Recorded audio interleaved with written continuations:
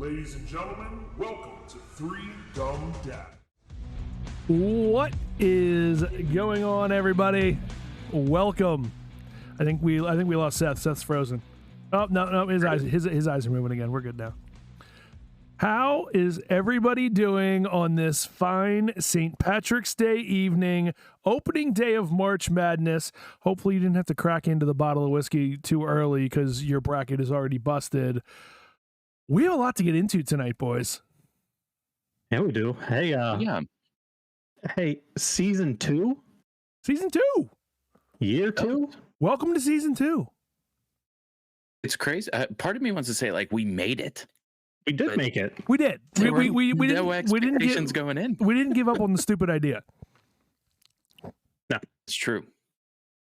we are here. We are back. And just real quick, thank you to everybody who is watching and coming in every week. There's starting to be some regular people in chat every week. Thank you guys for coming in and making this more interactive. That's one of the fun things about this podcast is, yeah, we're doing the podcast, but you get to interact and get your stuff thrown in there live if you come and check us out every other Thursday here on Twitch. 100%. And everybody that's downloaded the podcast, listen to us worldwide, thank you. I shouldn't say worldwide yet. What was the country that we haven't gotten yet? I don't remember. Anywho, Africa? Was it Africa? Yeah, it was Africa and Antarctica. I have to reach out to some African people. Anywho,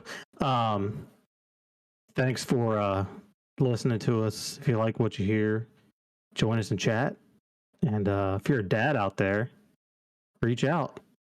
You have an interesting story to tell. Anything that you want to be a part of this. We have guests on. We had a good run there where we had some guests on back to back. I think we're going to be getting back into some of that in a little bit. Ebby's working pretty hard on some of those things. So, just continue to see it grow and have some fun. I think that's what we all enjoy the most is just kind of getting together and shooting the shit about whatever. Every other Thursday night. So this is fun. This is easy. Oh yeah, for sure. Season 2 going to have more guests. Ebby's already starting to line some people up. I think I know of one that's basically whenever we need them, we'll grab him. It's time to have some fun, boys. Season 2 is going to be the growth season. So share to your friends. Once again, just real quick, thanks to Stints and everything that you've done over the last year and plus. And if you haven't checked out a Stints built PC, you need to follow the link in basically all of our bios, all of our everything at this point. Stints is gonna hook you up and not be like that weird company from California. Stints is gonna definitely make sure he's taking care of you. Yeah. So shout out to Stints. Just continues to kill it and keeps putting out banger PCs, and God, some of the shit he's been building recently that he just posted pictures of it's unbelievable.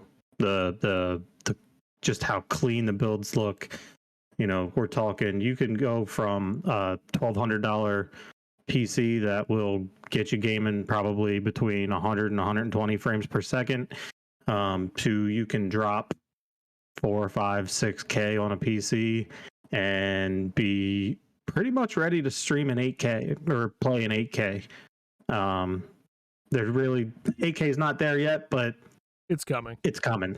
And here's the one thing to keep in mind, and Seth will agree with this 100%. It doesn't matter to Stints if you're buying a $1,200 budget PC or a $6,000. Absolutely every piece of it is custom. I want it a certain way. Everything. Yep. Everything he does is put together the right way, and he stands behind it.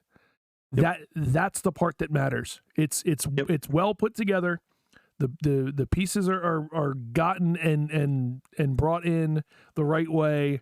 He's not doing anything to hurt any. It doesn't matter what you do, what you bring in. You're getting the same support. And you won't find a better price anywhere. No, I mean, when it comes down to it, you're not gonna. You're not going to find a better price. So, shout out to Stints. We love them. Proud of you for everything that you've done. Cheers to Stints. And, just keep doing what you're doing. and we'll keep promoting the shit out of you. So maybe one day, if 35 people watch us, then we're telling 35 people. Maybe one day we're telling 3,500 people. 3,500 people can hear this. You never know. You never know where this is going to take us. You never know where anything is going to take anybody nowadays with social media the way that it is. But let's get into tonight's episode. Yeah. So first thing, Let's first things first. Today's St. Patrick's Day, boys. Seth has the whole room green. I'm wearing some green. Ebby's wearing some green and some beads. I don't know how he earned them. We won't get into that story, or maybe we will. That's the first thing we want to talk about. What is your crazy St. Patrick's Day story? What is the craziest thing you've done on St. Patrick's Day? Chat, make sure you throw something in there as well. Ebby, what do you got? Oh, St. How do I want to word this? I mean, it was in college. I mean, we'll just start there because, like, Aren't all good stories? obviously, like through high school and even now, it's really not, at least to me, not that big a deal. Even in college, I don't think it was really that big a deal for us until we got to go to the bar, which leads me to my crazy story. Was St. Patty's Day. I think it was my senior year. I think. Yes, it was. Woke up, had the whole thing planned out. Wake up, we're going to start boozing. We ain't going to class at all. Going to the bar, we're having fun. So wake up, and I figure I'm going to make breakfast for the people that stayed over. So I start making some eggs. At the time, thought it was a really good idea to pour some natty into the eggs while I was making them. Seemed like a good idea at the time. And we ate them. Wasn't. Not that good of an idea. That's great. Hey, but you know what? Now you know. Right. So I remade everybody eggs without natty so we can prepare ourselves for the day ahead. And we went down to J. Cole's, our favorite local watering hole in California, PA.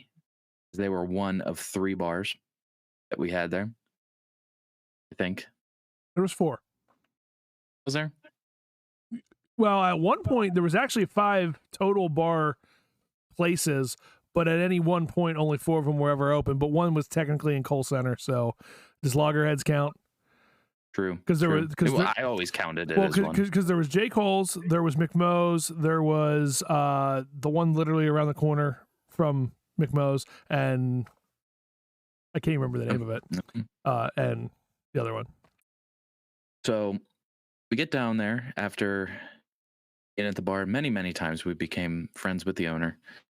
So we get there, start drinking, and he's trying to figure out what type of shots that he wants to serve throughout the day. Special shots, not just like your car bombs, your shots of Jaeger. He, had like specialty shots, but he needed people to test them. I see where this is going. So since me and my roommate were the only ones there, we had to test them. He didn't charge us for them, but we were ripping shots all morning. Probably got to like the afternoon, and that's where things got a little fuzzy.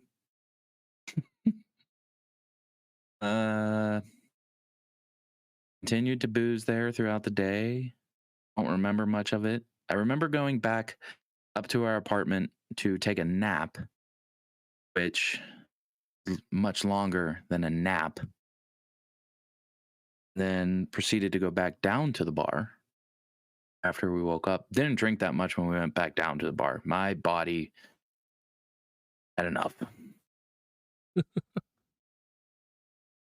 I would say that's my crazy story. I mean, it's really not like super crazy, but it's like your stereotypical booze all day. Well, compared to what I did, that's crazy. Because I don't have anything to add to this conversation. I was never in college. never was really like the go out and party type of guy. I would say the extent of my St. Patrick's Day extravaganza was going to the St. Patrick's Day parade in Harrisburg City with the fire company.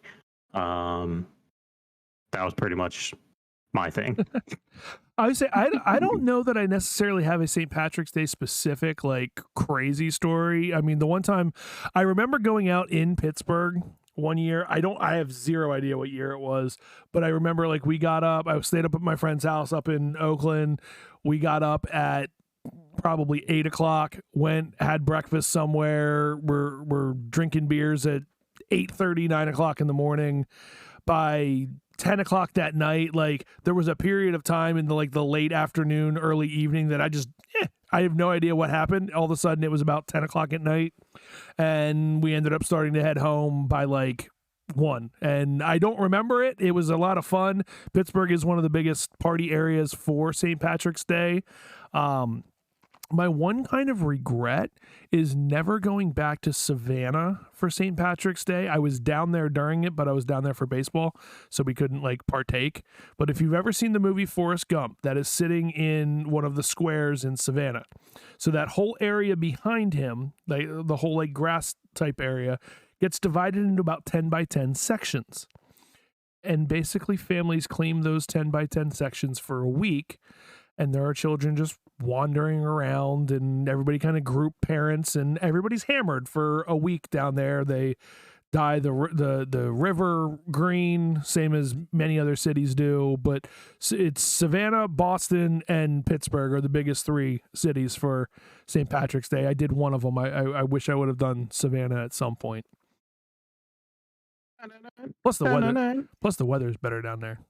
We have an ESPN game break. Ladies and gentlemen, the second number 5 seed has fallen today. New Mexico State University has beaten UConn 70-63. Iowa lost earlier. 2 number 5 seeds are gone, as well as a lot of people's brackets. So, do you know happy March Madness Day. What that little announcement reminded me of? I don't know why, but when you were saying it, the way that you just said it, I was picturing like Ian Hannaford being in Hunger Games and both like looking up to the sky and just hearing the voice come like out of the sky. You know, it's funny. He started to say it, and I have it over on the other screen because obviously we're going to get into it later. And I like quick flipped them like, oh no, what happened? How bad does that hurt me? What is going like? It really was the Hunger Games. Yeah. I mean, there's literally nothing on the line. We're playing for fun and just bragging rights, but at least as of now. So what you're saying is I should get into announcing. Maybe. And doing shit like that. Well, listen, I'll be doing this while we're live. I'll be providing updates on final scores. You know, as these things happen, as the scores keep coming in. Anybody that's out there that's not watching, Kentucky is currently down by 1 with 1 minute and 18 seconds left. That's a number 2 seed that some people have gone a fairly far way. And if I'm not mistaken, I believe my dad has Kentucky going to the finals and winning it all. Ooh. So hopefully that doesn't happen, but you never know. St. Mary's is currently beating Indiana by almost... they're winning by 31 points right now. So they look like they're pretty well on their way to victory. San Diego State's got a 6-point lead over Creighton. And that's where we're at right now, folks. We got a couple of games starting, I believe, sometime soon. So yeah, we'll update you more. I'll make sure to bust out the if that's kind of fun. Kentucky ends up losing. So all right. So on to the next one. So the next piece that we're going to get into tonight is our dad debate, and this isn't kind of one of our traditional dad debates where we talk about like a family thing or a dad thing. This one's more of a all 3 of us at one point, and I know Tim's hanging out in chat. All of us have been involved in baseball for a very long time. Seth and I still play. Ebby and I played softball in college together. So there's a lot of stuff that just happened. Seth sent me, I literally knew that I didn't need to read anything. I knew Seth would give me like the Cliff Notes version. So we're going to go through and talk about some of the rule changes that are immediate rule changes. We'll hit on some of the stuff that's going to go longer term, like the shift thing and all of that's not going to happen this season. We're going to talk about the stuff that happens this season. So Seth, do you want to throw a couple of those pieces at us and we can start chatting about that? Yeah. So anybody that's not in the baseball world, you're about to get your all your information straight from, well, as close to the source as possible. But obviously we had a 90+ day break with the lockout. Lockout lasted longer than Tom Brady's retirement. So that was pretty cool. Hey, the price of gas went up and the kids were at home. He decided he wanted to go back to work. Yeah, true. So there's a lot of things that are coming with this new CBA. There's a lot of things that are new, a lot of things that are going back to the way that they were. I think the easiest place to start is just rule changes. So for 2022, these are in effect for this upcoming season, which spring training opens. I think it opened today, technically, but most teams are starting tomorrow. But once the regular season starts, we will have a universal designated hitter. So both the American League, who already had it, and the National League will both have designated hitters, meaning that their pitchers will not bat unless your name's Shohei Ohtani and you're just a freak of nature. Thoughts, gentlemen? I really don't know how I feel about it. I mean, it takes some of the coaching strategy out of the game, but at this point, they've already kind of done that over the last couple of years with the speed up the game things where I can't have a pitcher come in, lefty on lefty, righty on righty to end an inning. So if you're taking that out, I would rather just do it that way and have a designated hitter. I never liked the fact that pitchers, don't hit. But maybe this, between that and the rule change coming up next year, which I know we're not going to get into, but the shift, do we see more bunting? Do we see, more small ball played, even though, we're technically adding more hitting? Because obviously we saw pitchers do that mostly, but I don't know. I don't hate it. I'm interested to see how it turns out. Abby? Yeah, I'm torn. I mean, I always thought that if one league had it, why either have it all the way around or don't have it at all?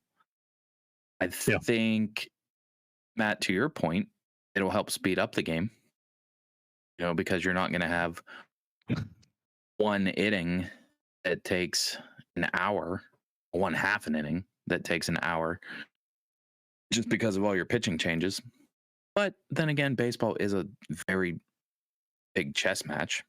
Yep. So the whole thing with Ohtani, how would that work? If he's pitching, they would just use his. They use him. No, his position will be listed as pitcher, and he would be in the batting order. And then when he gets taken out, they could keep him in as the designated hitter and replace whoever else is in the lineup with the pitcher that's coming in. So let me ask this, and I didn't read far enough into it, because as of right now, if you replace the DH with a position player, you lose the DH. You wouldn't lose the DH. The DH is always going to be in the game. So if you're a pitcher, right, like Ohtani is, he's going to be in the lineup, right? So we have 1 through 9. Let's say Ohtani's batting 9th. And 6th inning comes around and he's done pitching for the day. His position in the lineup changes to DH.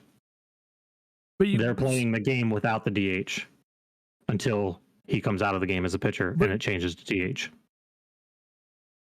Interesting. Just because, like, for everybody else, obviously the DH is typically used for the pitcher. So if I'm trying to, it doesn't matter. It won't matter. It won't matter at all. So basically, you just have one position on the field that you can basically do whatever you want with. No. Why? What do you mean? Well, is he listed as pitcher and DH or just pitcher? He'll be listed as both. He'll be listed as pitcher while he's in the game pitching. But you can't. He'll hit. But you can't add a DH later. Sure, you can. I don't switch him out. I don't think you can. I don't think if you don't start the game with a DH, you can't finish it. A DH is a position on. Well, then maybe that's what they'll have him. Maybe that's what they'll have him listed as. That's going to be an interesting piece, just because of the weird way that the DH is that I think I've seen it before, because the DH basically counts as a position. So if the catcher is being DH'd for, you can move anybody behind the plate and it doesn't matter because the DH is still technically there. I don't know. It's going to be interesting. That's going to be a very interesting piece for him in particular. Everybody else is going to be easy because you're just going to move everybody around. He's the only one that. I mean, listen, they played an entire season last year with him doing that. I mean, he was in the American League, so the DH already existed. If you look up like just look up a box score from a game that he pitched in. Yeah.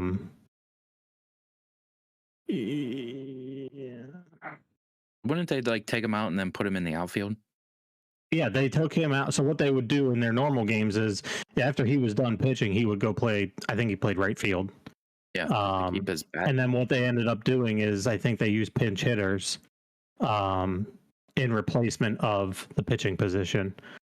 Which really is not that big of a deal. I mean, if he's pitching 6 or 7 innings, it's really not, that big of a deal to pinch hit maybe one time. But anyway, I think it's good. I think it's great for the league. I think it extends the longevity of some of these players that, while they're in the National League and not necessarily capable of doing this in terms of just playing the game as a hitter. It extends some of these guys' careers. I mean, Nelson Cruz is a great example of that. Just signed a $13 million or $15 million deal with the Nationals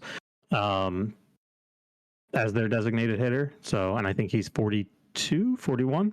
So I think it's good to see. I think, it'll give, these power hitters a little bit extra chance to extend their careers a bit. And even some of the guys that are everyday position players that are, power hitters, it gives them, a couple of days to rest instead of having to be out on the field. They can, they can technically be a DH and still count towards the game. So hopefully we'll see, a little less injuries to some of these star players. That's my hope.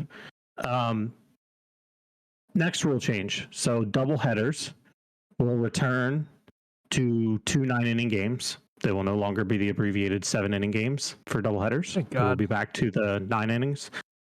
I don't necessarily know if there's anything really to talk about there. And then the playoffs for this year have been expanded from 10 teams to 12 teams. And the way that is going to work is in each league, there will be the 3 division winners, and there will be 3 wild card teams. I just put up 5 fingers, like it adds up to 6, whatever. So the 1-game wild card playoff that we've seen for the past couple of years and the 1-game tiebreaker winner take all games, they're done.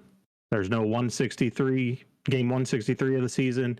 It's all over with. All the tiebreakers are pre-established. It'll be best record, head to head, interdivision, so on and so forth. Now, how do they lay out for matchups there? Because obviously with 6 teams. Here we go. You ready? I have it all broken down. The two league winners, so whoever wins the American League pennant and the National League pennant, the number 1 overall seed, each have a bye from the first round. So they do not play. The first 2, sorry. back up. 2 winners of the pennant have a bye. The number 2 seed in the league has a bye as well. So 4 teams have a bye. Okay.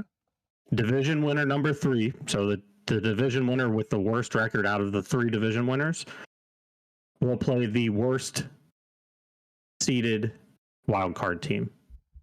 So if there's a team that's 80, I don't know, let's say 91 and 90, whatever the records are. One team has 91 last man in. Exactly. That division winner will play the last ranked wild card team. The other 2 wild card teams will play each other. So higher seed. 3 plays 6, 4 plays 5. Yep. It's a best of 3 series.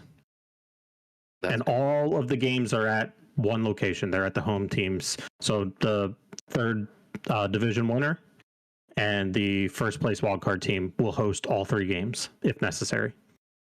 I like it.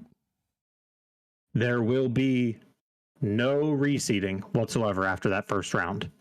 The number 1 team in each league will play the winner of the 2 wildcard matchup, the 2 wildcard teams. 4-5. The 4-5, and the number 2 seed will play the winner of the division, the number 3 division team, and the last wildcard team. And that will be a best of 5 series, and then the league championship and World Series will remain 7 games. So I like it. I like it. I kind of like the format too. Go ahead. How far does this extend?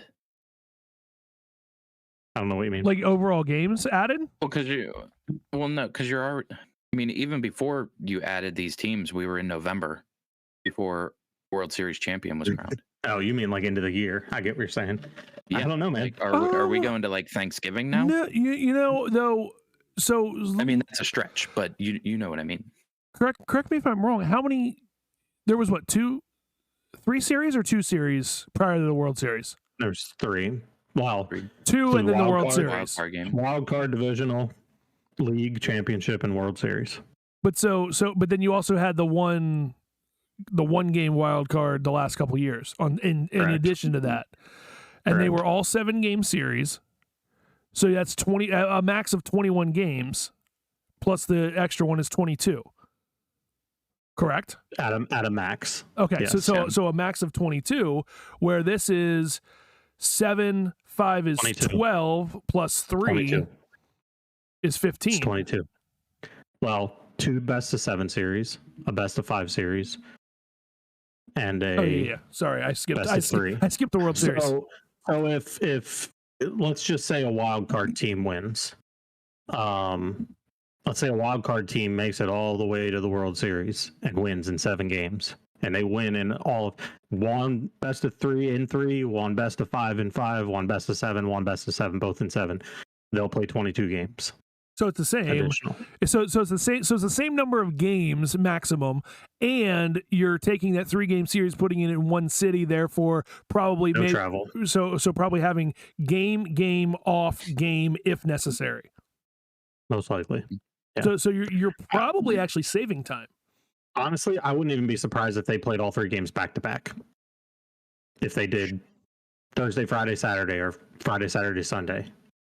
They could. Oh, they easily could. I wasn't sure. I mean, here's the reality: you don't want to play 3 games in a row, then win your fucking division and have a better record. Well, or win the first 2 games. Don't split. Or win the first 2 games. And even at that point, you're playing the least physically demanding game on earth. True. I mean, you are. I mean, well, not the least. I mean, right. Jesus Christ, I can be drunk and go play golf and still be okay. It takes a lot of skill for me to get behind the plate. It takes a lot of effort. Hour 5. I have to touch the ground at first and catch the ball. I'm like a kung fu panda. I mean, let's think about this. Listen, all basketball has is cardio. True. But if you look at true gameplay in baseball, it's like 14 minutes? Oh, hell, yeah, probably. Except for the pitcher and catcher.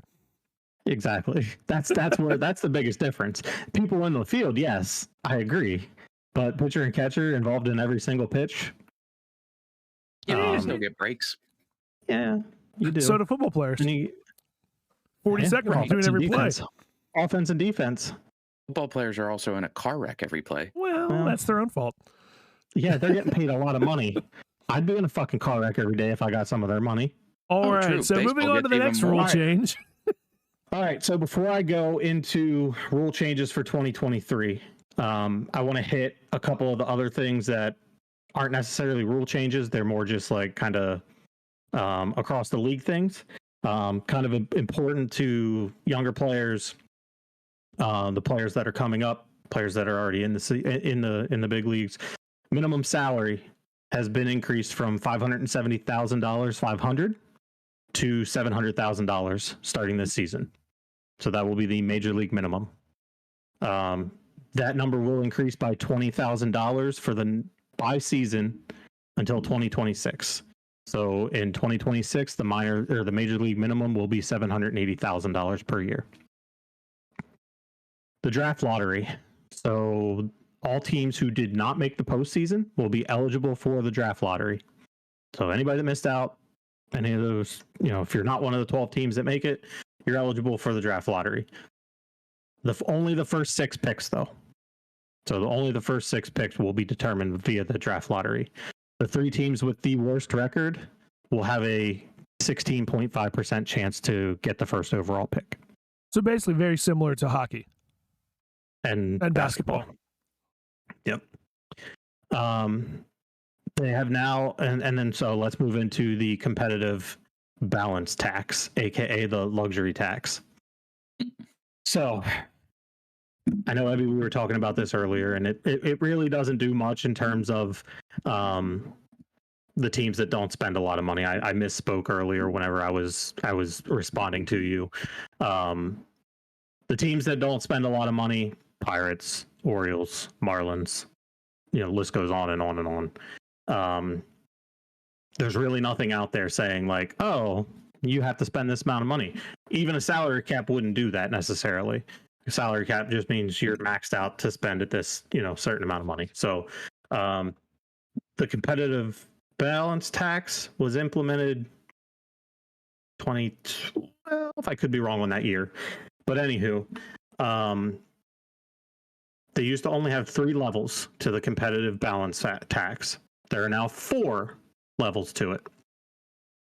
In 2022, those levels will be $230 million, $250 million, $270 million, and $290 million. And in 2023 and 26, those numbers will increase by $3 million each. And in 2024 and 25, those will increase by $4 million.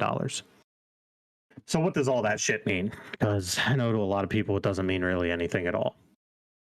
Well, if you're a team and you spend over that threshold, so let's just say you have a team that exceeds the first threshold, which is $230 million. There's a certain percentage that you have to pay on every dollar that you go above that limit. So for example, if you have a team that exceeds that first threshold of $230 million, let's say that they spent $240 million, which is $10 million over. Their first time exceeding it would be, they would have to pay a 20% luxury tax, which would be 20 cents on the dollar for every dollar that they spend over that threshold. So if they spent $240 million, $10 million over, $10 million times 20%, $2 million in tax. Okay. Not really a lot of money, but 50% of that money goes into the player's retirement fund and 50% goes into a holding for future considerations. I don't remember exactly what it is. If a team, so every year that you cross the threshold, whether it's 230 or you pass the 290 mark, it's considered that you pass that luxury tax piece and you go into the next category, your next offense. So if you do this more than 3, or you do it more than two times, you're automatically in the in the third one, and it has to be consecutive. So let's say the Dodgers are a perfect example, right? Because they're spending a shit ton of money right now. If they do it for 3 years in a row and they go over that highest number, which is 290 million currently, every dollar that they spend over that, they have to pay $1.10 back in a tax. It's 110%. So let's just say somebody spent $310 million and they were $20 million over, they would end up having to pay $22 million in tax. So I don't necessarily agree with it. I don't think that it does anything to the teams that are on the lower end of the spectrum. I think the thing that we are going to see the most be the thing that gets some of these teams maybe spending a little bit more. Number one is the increase in player salary with the league minimum and the draft lottery.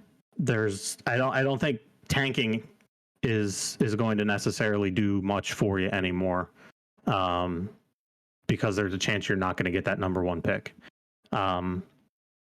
Small market teams, I have no idea, man. I don't know. I don't know what the fuck the Pirates' plan of attack is. I think Nutting is a jackass and shouldn't be allowed to own the team anymore. But that's just my personal opinion. The Orioles are, as I'm an Orioles fan till the day I die, they are in full rebuild mode. Have probably the best farm system in baseball right now. They have the top player prospect and they have the top pitching prospect, both on their team, both in the farm system. And they have extended an offer to Carlos Correa, the superstar shortstop from the Astros. 10 years, $300 million. And I just saw word that that's actually being restructured and they're putting up another offer. So potentially more money, potentially some outs for him. So if he doesn't like where the team's at in his fourth year, he can opt out. So I don't know. I mean, I think in the next couple of years, you're going to see the Orioles spending some money where they weren't previously. And I don't know what to say about your Pirates, man. I feel bad for you because their stadium's fucking beautiful. And the city of Pittsburgh, I love it. It's a great place to be. I think everything that they've done in the past is just complete shit, especially what they did to McCutchen. The second that they traded him, and then when they were coming back, when the Giants were coming back for their first game series, Nutting raised the prices on all the tickets. That would have been it for me as a fan. I'd have told him, go fuck yourself. We ain't coming. So Seth, real quick, before we get too far away from it, the one thing that I noticed when we were talking about the surcharge for being 20 to 40, 40 to 60, or 60 or more over, if anybody is 40 million or over, and I'm not sure if you caught this one, if they're 40 or more over the threshold, they will have their highest selection in the next Rule 4 draft move back 10 places. 10 places. Yep. Unless the pick falls in the top 6, at which point that will move their second highest selection back 10 places. Yep. So, I mean, there's definitely some penalties there.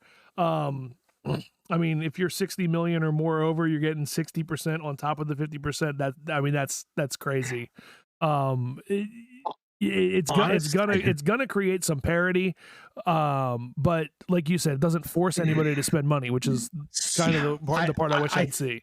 I think the thing that's gonna be the biggest deterrent to teams is these tiers in the luxury tax and the consecutive years. So I think ultimately we're going to see either longer term deals for these players. So 10 years at $300 million, say for Correa, that's $30 million a season, or however it is that they structure the deal, right? $30 million against the cap that he has to, that he's getting paid. I shouldn't call it cap because it's really not cap, but it's towards his annual salary. $30 million for 10 players is $300 million. Okay. Not everybody's going to make $30 million. I don't even think that the Pirates have offered anybody over $8.5 million in 10 years.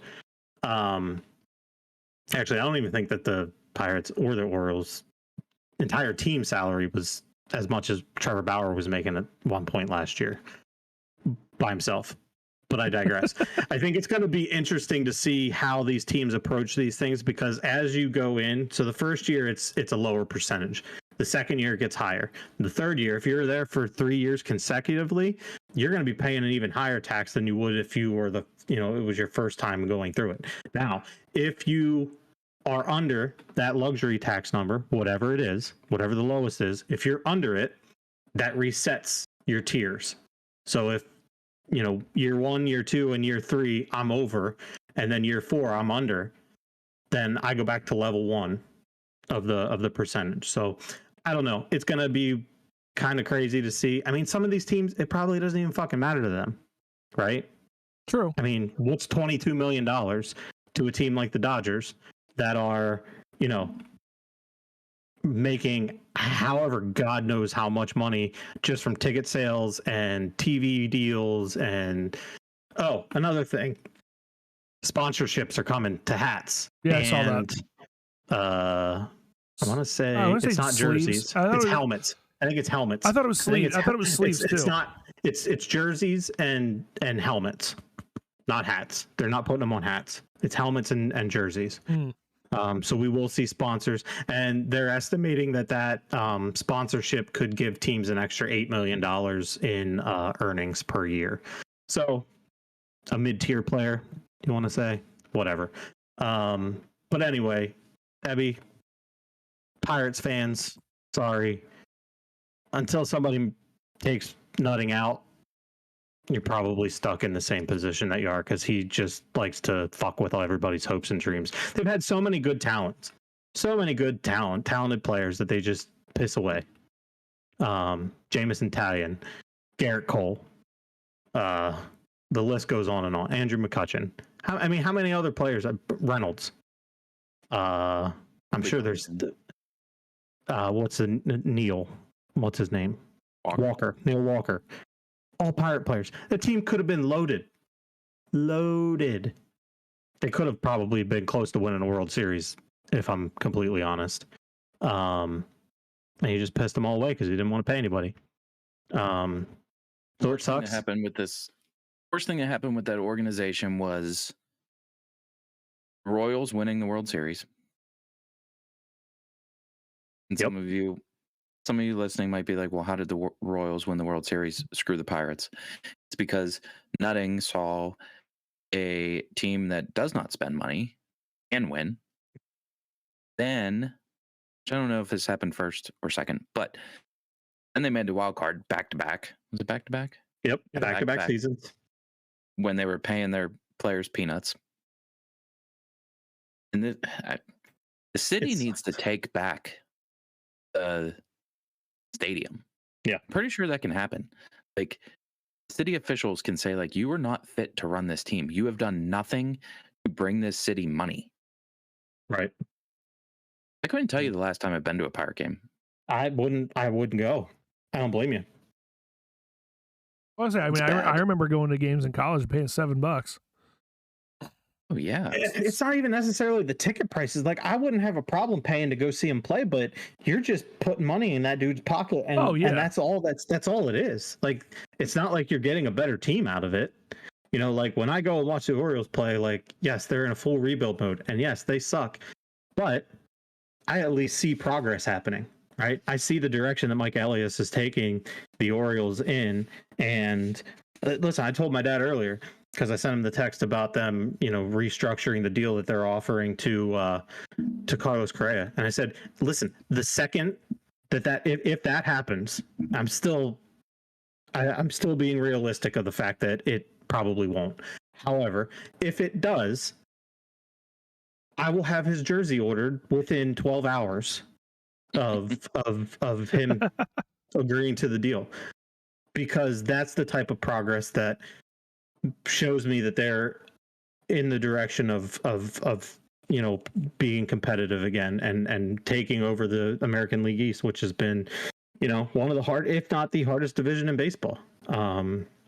You're constantly battling against Boston and New York and Tampa Bay, and Toronto now is a fucking powerhouse.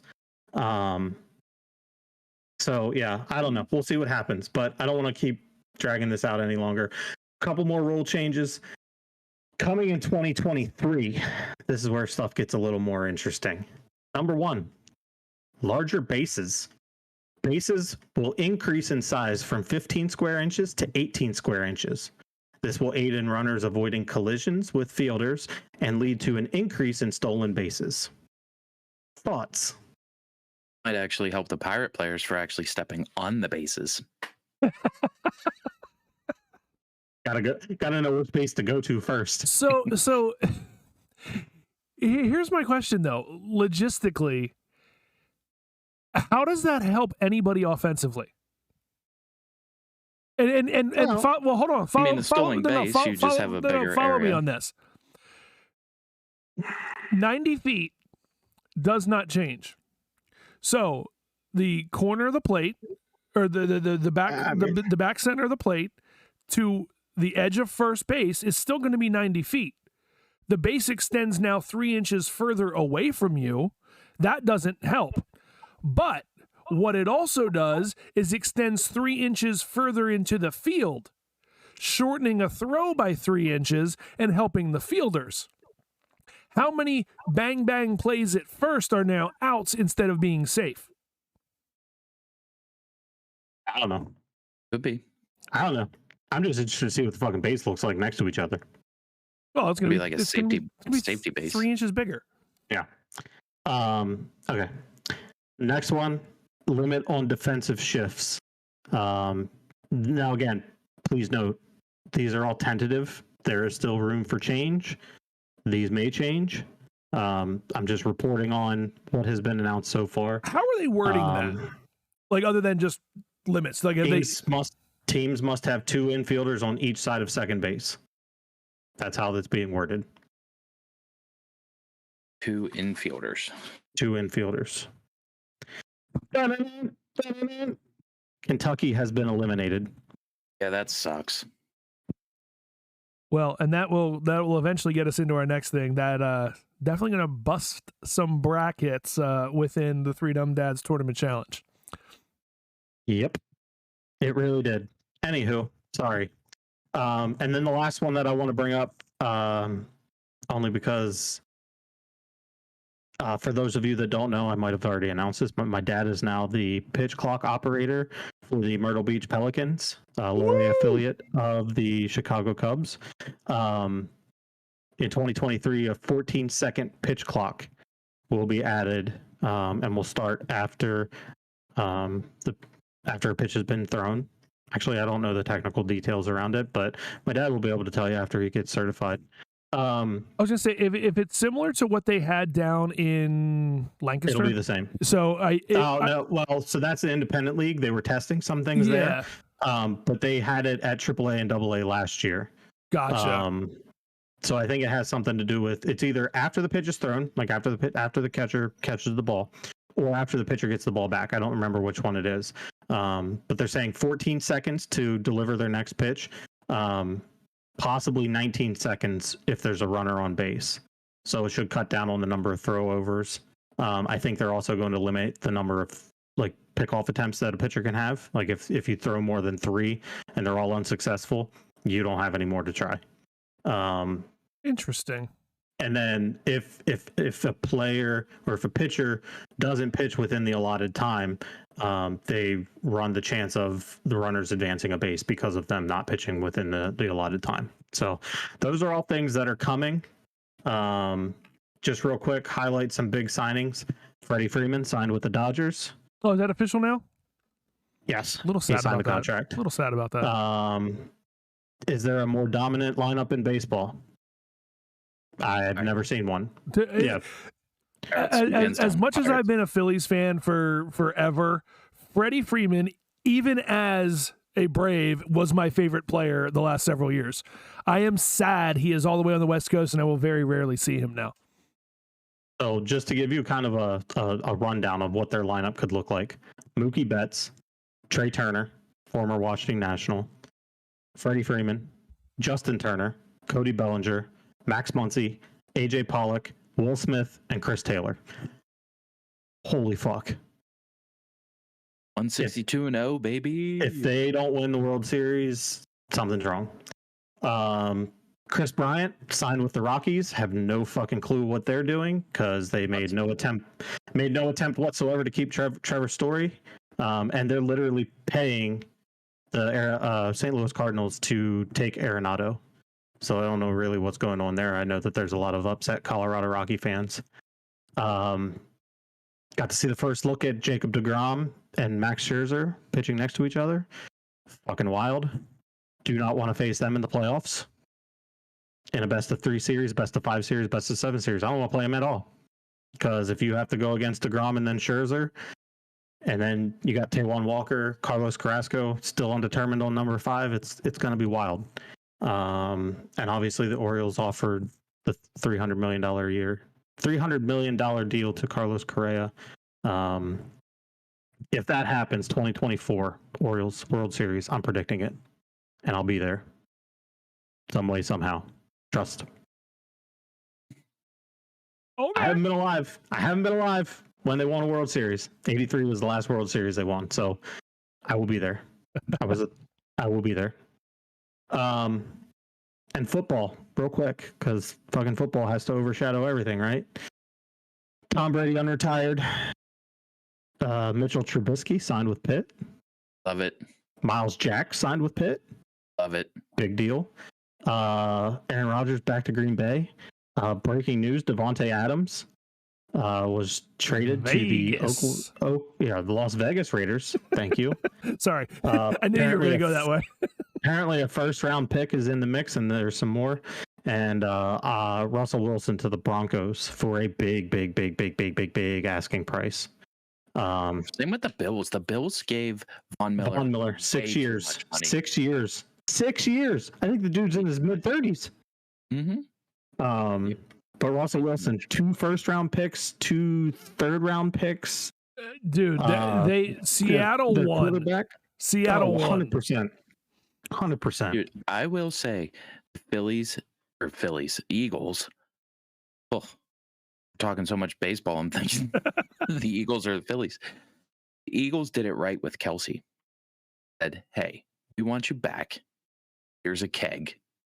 Come back. The Eagles sent him a keg. Dude, that's him. And well, kind of breaking Eagles news today.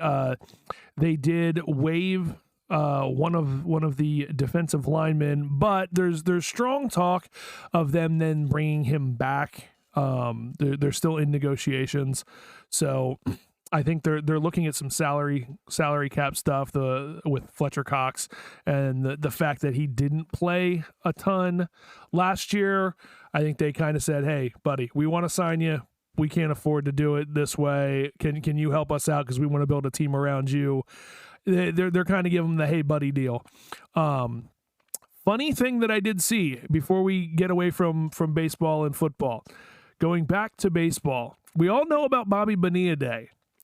But did you catch who the 7th or 6th highest paid Cincinnati Red will be in 2022? Ken Griffey Jr. Ridiculous. Yep. For him. Such a pretty swing. So pretty. Insane in the membrane.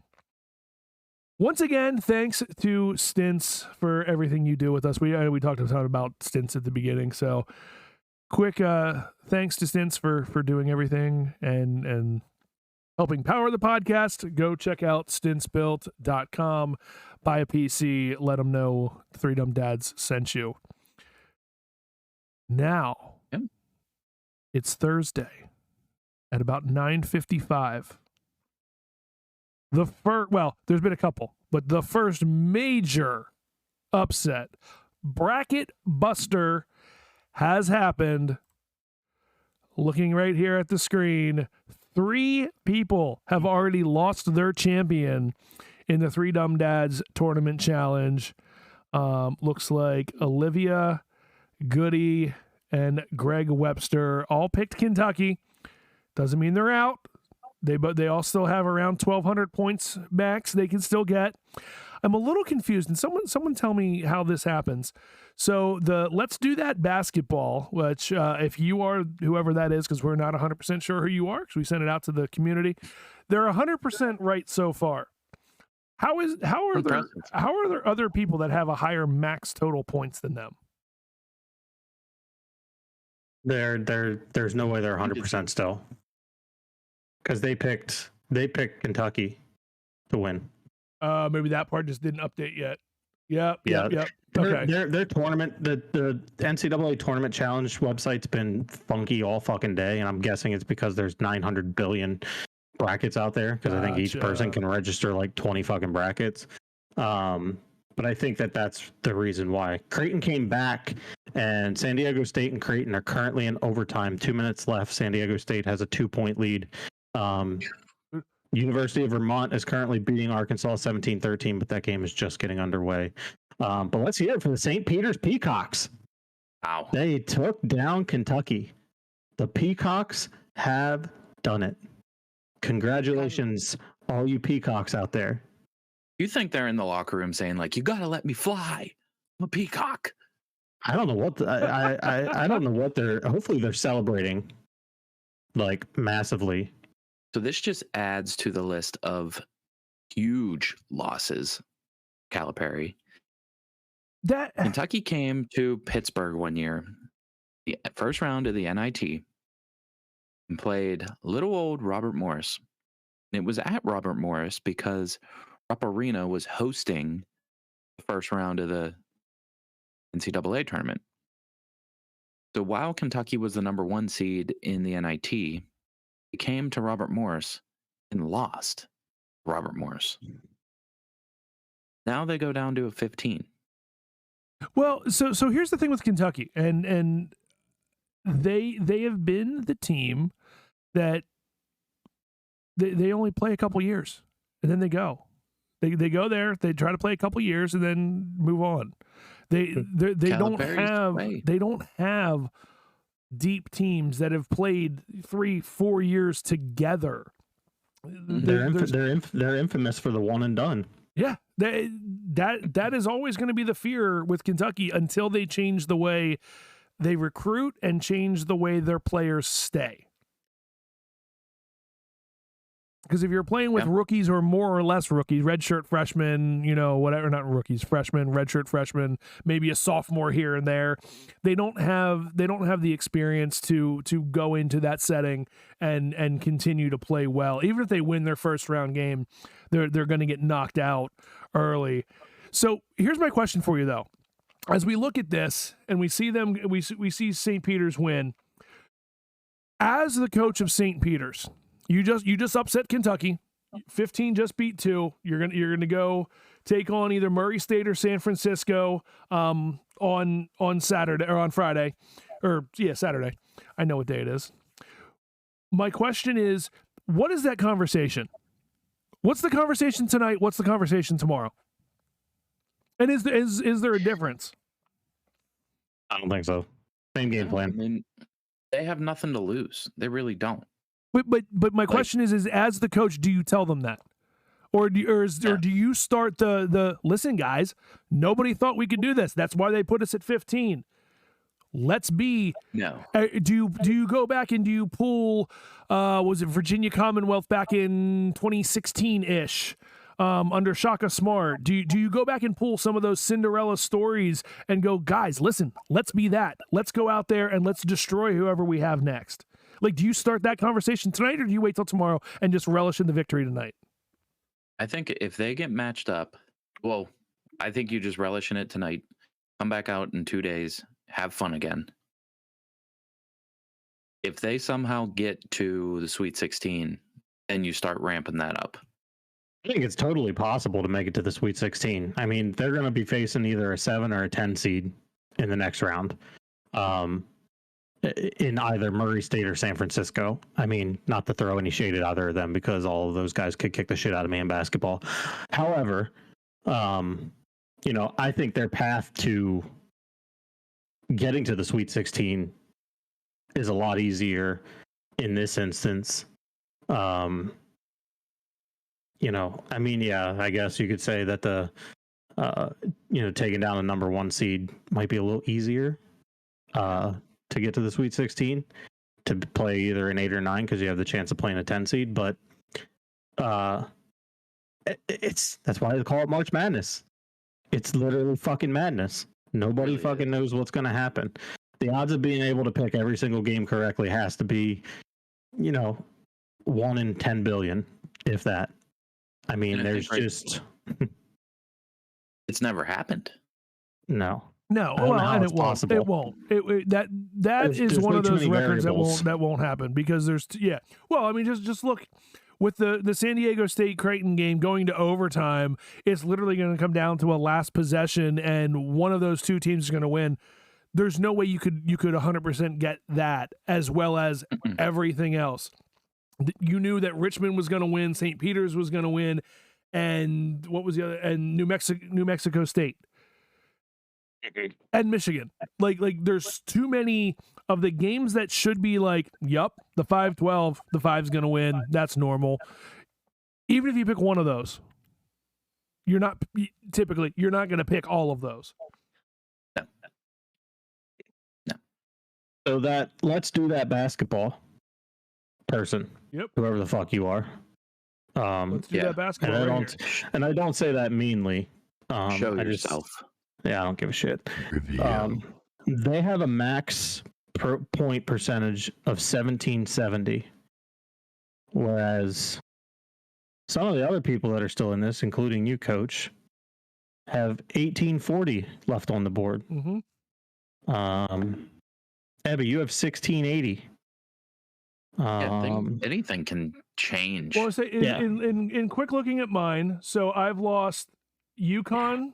I've lost UConn second round because I had them beating Arkansas in the second round, and I lost Kentucky, who I had beating Murray State in the second round. That's all I've lost second round wise so far. So yeah, I lost the Colorado State game. I've lost, what was the other game that was over here? Maybe not. Oh, Iowa. It's almost. But I had Providence beating Iowa anyway. Right. So it's almost like your day 1 and 2 isn't as important as the second, third. Right, because the points that you get just drastically increase for every round that you get correct. You want to get as many first round teams into the second round and as many second round teams into the Sweet 16 as you can. Because that's where your points. That's where your points start just maxing out. Let's look at it's. I mean, and then if you hang on to your if you hang on to your Final Four teams, that helps. 32% of brackets had Kentucky in the Final Four. I believe it. I was looking at odds. Like Vegas had them at of all the teams that were in it. I mean, I don't know. Let's say it was like 18%. Seems like a low number, but it's really not. So right. I think Vegas had them as like 18% chance to win it all. Where put it in perspective, Gonzaga was like a 26. Right. All right. What do we got, gentlemen? We got a game lined up or no? So we're going to stick with some more madness. But I'm calling this one Mind Madness. Okay. Oh boy. Okay. I'm scared. So these are I don't even know how you would describe these. Kind of like food for thought, they make you ponder various different things. So I have no idea where he's going. For example, like a simple one. Why do we park in a driveway and drive on a parkway? Because the English language is fucking stupid. Okay. It's like things along those lines. Okay. Why does cargo go by ship? Shipment go by car or truck? Things that make sense. Things that we say that don't make sense. Exactly. So we'll go through. I have a decent amount. Some of them, hey, if you got a reason behind it, let's hear it. Okay. Let's try this. Okay. Why does a nose run but feet smell?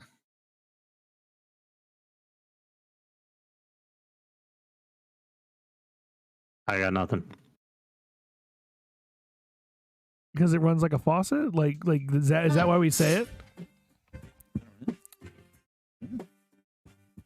Yeah, like you're dropping shit out of your nose. I don't fucking know. This is Yeah. So, all right, here we go. Do you think sand is called sand because it's between the sea and the land? the sea and the land. So sand. Sand. Sea land. I- Sea land. I Sand. never- Sand. I never thought of it that way, but now I will. Right? Like next time you're at the beach, you're going to be like, Sand Yeah. I am between the sea and the land. land. Interesting. Well, and really, it goes from the sea to the land because it's in the sea and then it becomes the land. Yeah. Oh yeah, that's true too. It's in the sea and it becomes the land. Holy fuck. Mind blown. Mine. Yeah. Mind madness. What? Okay. Why do they call them apartments if they're built together? It should be called compartments. Or togetherments? I like the what did you say, Matt? They should be compartments. Compartments, yeah. Apartments? Yeah, that makes sense. Oh, it's illegal to hunt whales in Oklahoma. Did you know That that? would make sense. That would make sense. I That's mean, probably a law because of Joe Exotic. I agree with that one. We'll have to tell Kenny from Guardian Outdoors, do not do any whale hunts in in Oklahoma. Oklahoma. Right. Alaska, you're Oh, good. man. Yeah. Actually, where is it All right, legal to move. hunt whales? I don't think anywhere. I don't think it, yeah. I don't think you're allowed to hunt.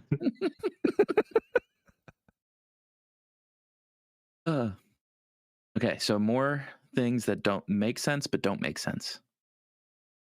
Why do we recite at a play and play at a recital?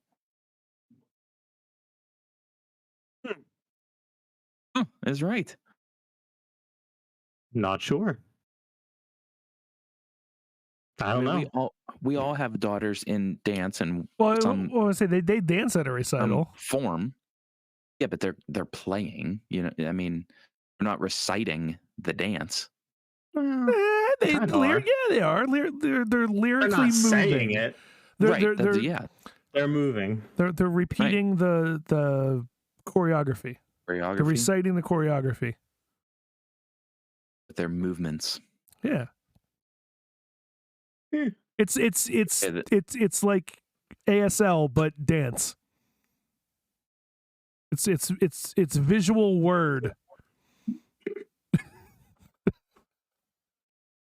Like a sign language person? Well, yeah, like you are conveying emotion, same as you would through word, but you're doing it through dance. So therefore, you're reciting it.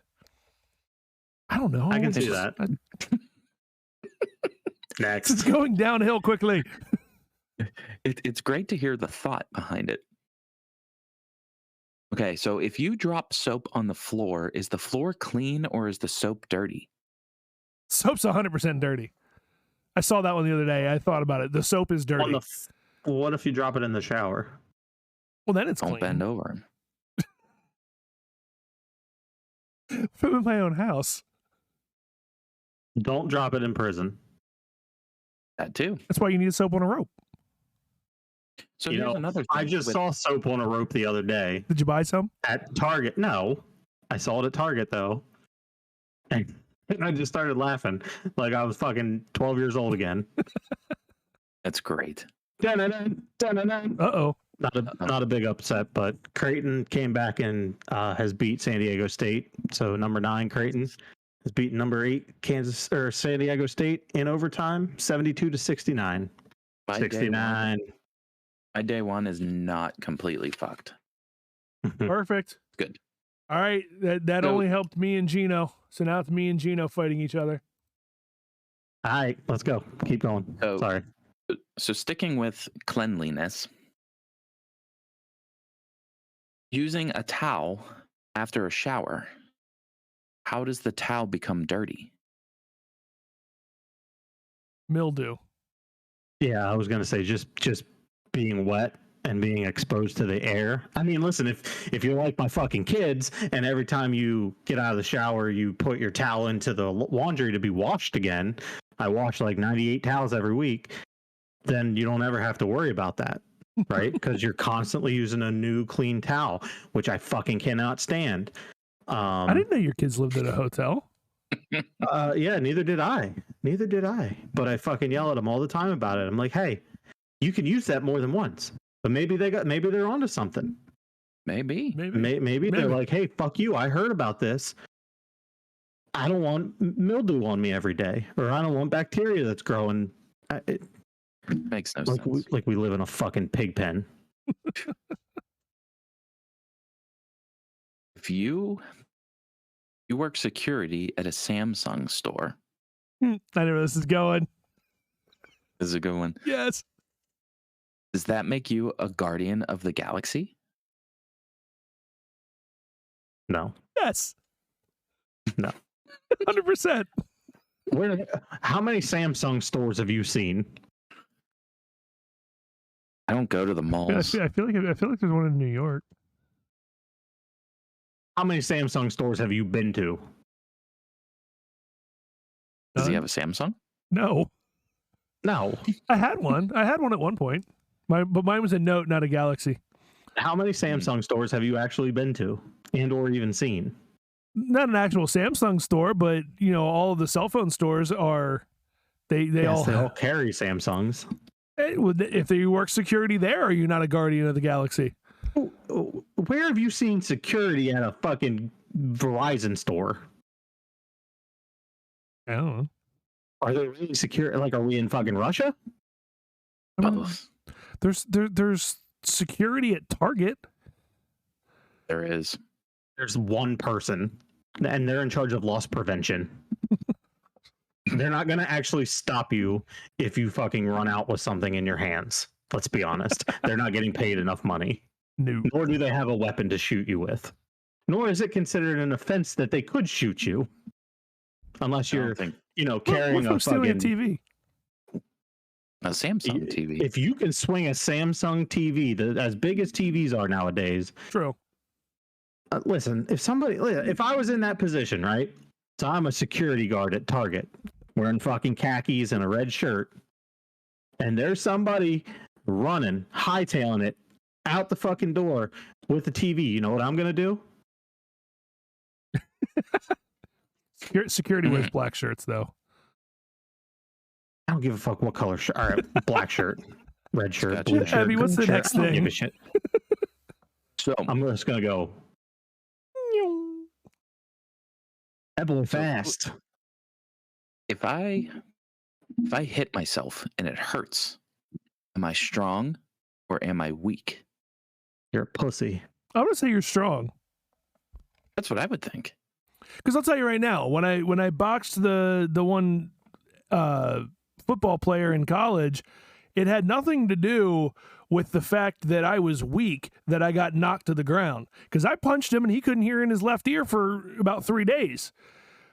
He knocked my ass out on my feet.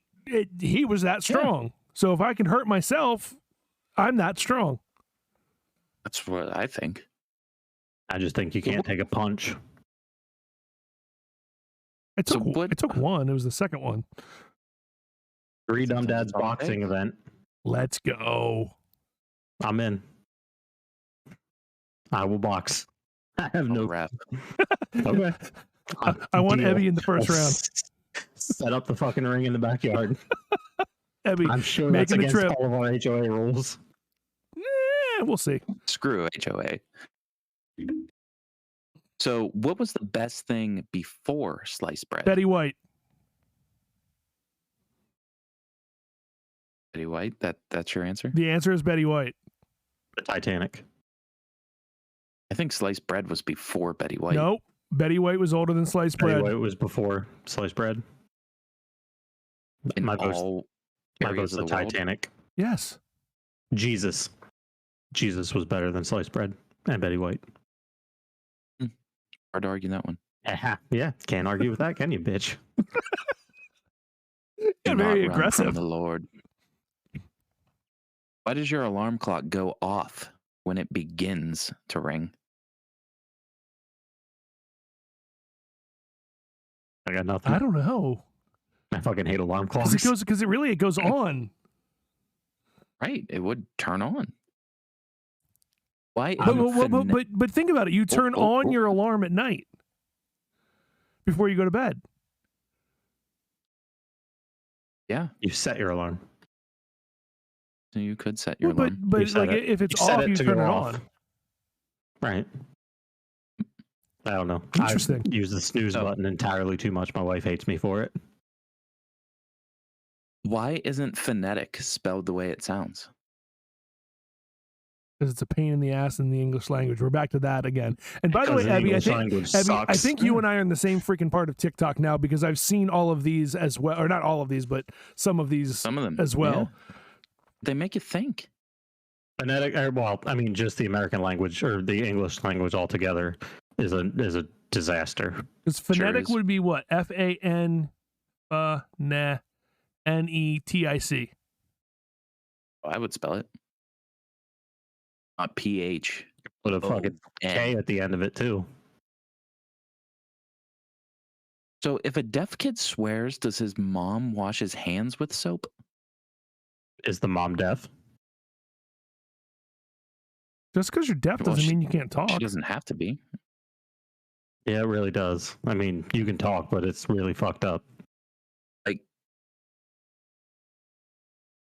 'Cause, I mean, Does the mom know that you're swearing?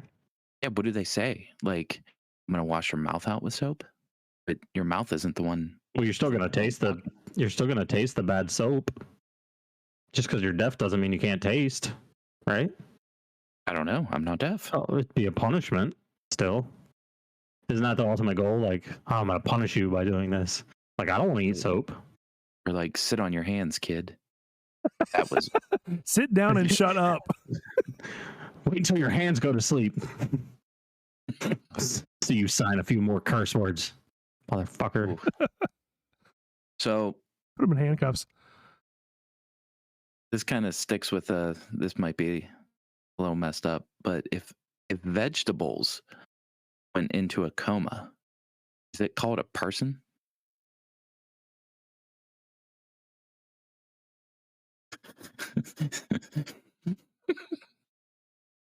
Silence on a podcast isn't good except for right there.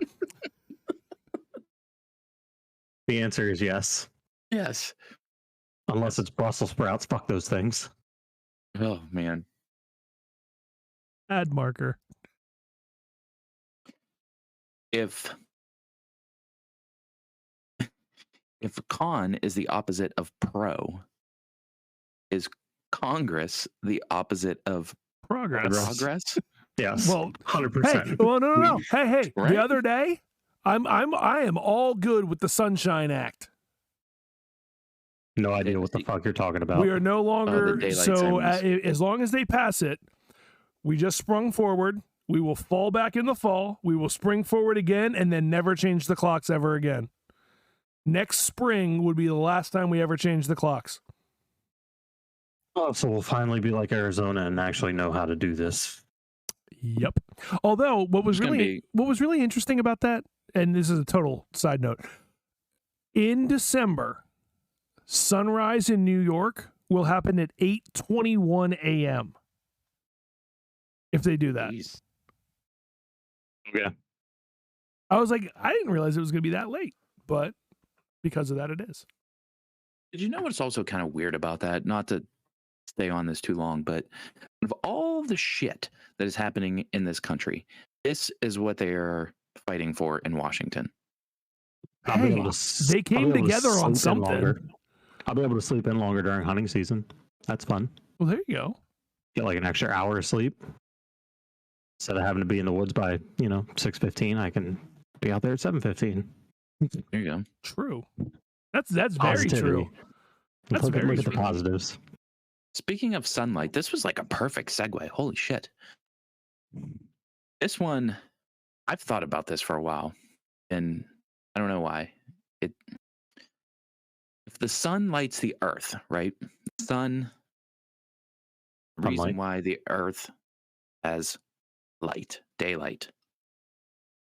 And the sun is also located in space. Mhm. Why is space dark?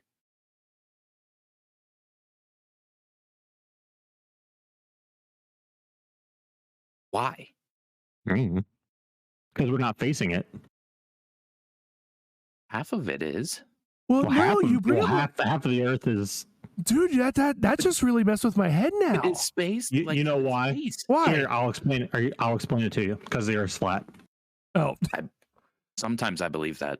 well, so what's funny? So I'm literally looking up at all of the random lights that I have above me, and if you think about those as random stars, there's random stars throughout the galaxy, throughout the universe. Why is it dark? Why? Like there's not The something. sun is in space. Well, but like there's not. Like I understand a shadow. So like if I hold up my hand to this specific light, it casts a shadow.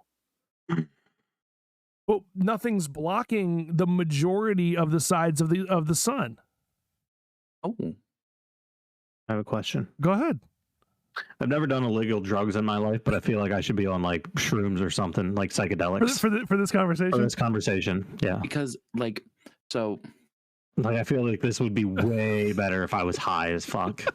if we're I don't even know what being high feels like, but I'm sure it feels I was great. gonna say, and based on what I've seen others do, this that's how it should- conversation would be that much better. so we are millions of miles away. Oh man, millions, millions. That's like billions. So, and there's enough light from the sun to give us sunlight, to give people sunburn, That's because we're weak. but yet it's because it's well, not if punching you us hit hard. yourself and it hurts. It's punching us harder than we can punch ourselves. Think about it. I mean, How people is used to space walk dark? around this. People used to walk around this world with no clothes or anything on. Do you think they fucking worried about what the sun felt like? No, because if they got too much of it, they died, and they weren't strong enough. Or they were being from Africa and adapted. So Yeah, why exactly. is space The weak dark? ones died. I don't fucking know. Why is space dark? We should ask Elon Musk. That one is really going to mess with my head for a while. I hate you now. Yep. All right, continue. Last one. Team wheels or team doors? Doors. Oh God, here we go. No. If you didn't bring it up, I was bringing it up. The answer is doors. I think it's wheels. It's wheels, How is 100%. How is it wheels? 100% more wheels. Wheels. Like you have rollerblades, skateboards, bikes, pulley wheels, all without doors. How many? I actually know the answer to this. How many Lego wheels do you think have been produced in the past 10 years? I have no idea. 9.3 billion. How many Lego Their doors? wheels. Not that many, because you need 4 on their little vehicles. Yes, they have doors too, but the number is higher for wheels. I heard this argument about doors and people saying, well, what about houses, right? What about the cars? They Well- pretty much even themselves out there. Cars is basically a wash between you get 4 wheels and you get 4 doors on most of them overall. Motorcycles. Well, I don't. Tractor trailers, I'm not saying there's not exceptions to that. tractors, dump trucks. What about the wheels on like all of the conveyor belts and shit that okay. are in like all What- these big factories? What about a prison? They're cells? They're not doors. There's a door on it. No, it's a cell. Door. It's not a door. It's a cell It's door. not a door. No, it's not A cell door, a barn door. Nope. No, a door is. Tim, are you still solid in door. here? He's not out there. Tim. It's a cell. A hinge? He's not there. That's a hinge. Thank you. With door, you can still reach your fucking arms through it. Now, if you're saying solitary confinement where the door shuts, yes.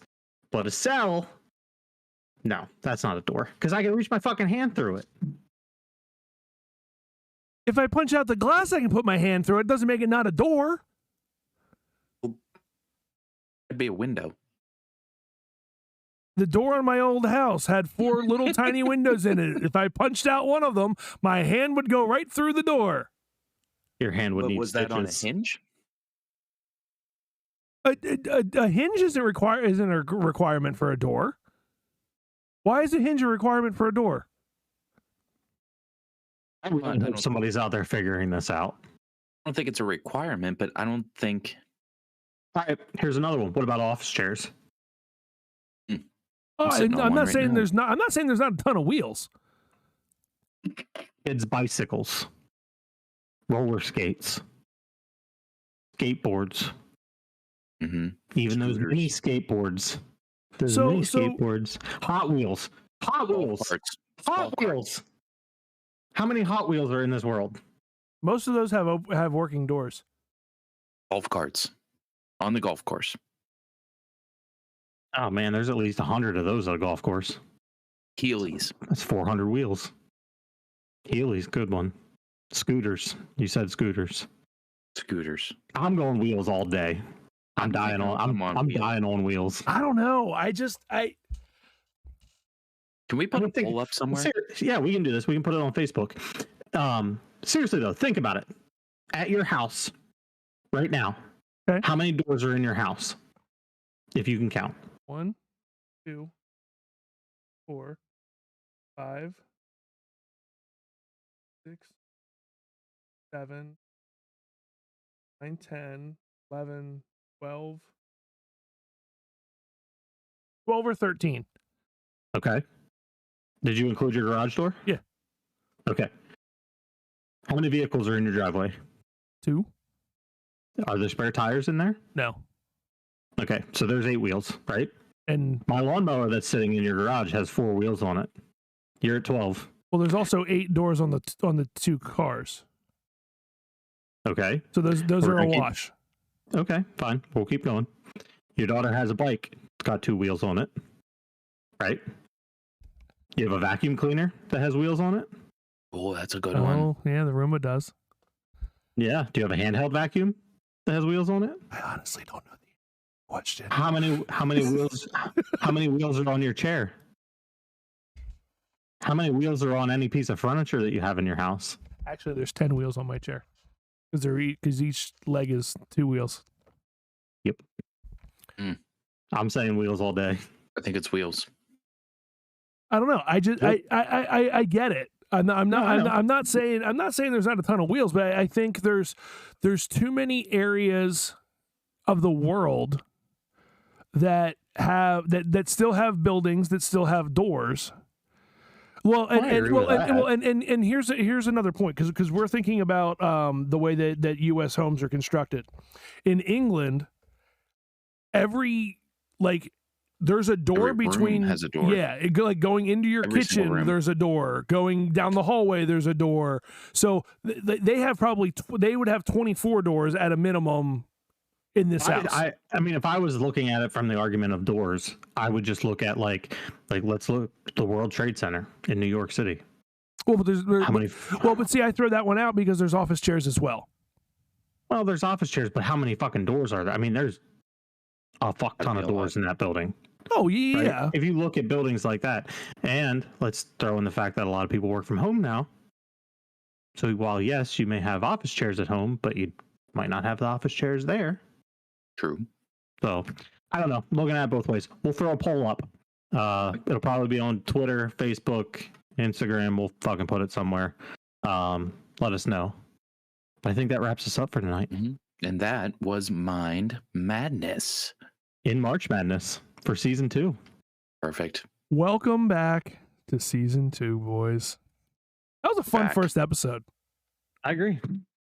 We will see everyone in 2 weeks on March 31st. Keep in mind, it may be a few minutes late because it's the last day of the month, and my job kind of keeps me there sometimes at the end of the month.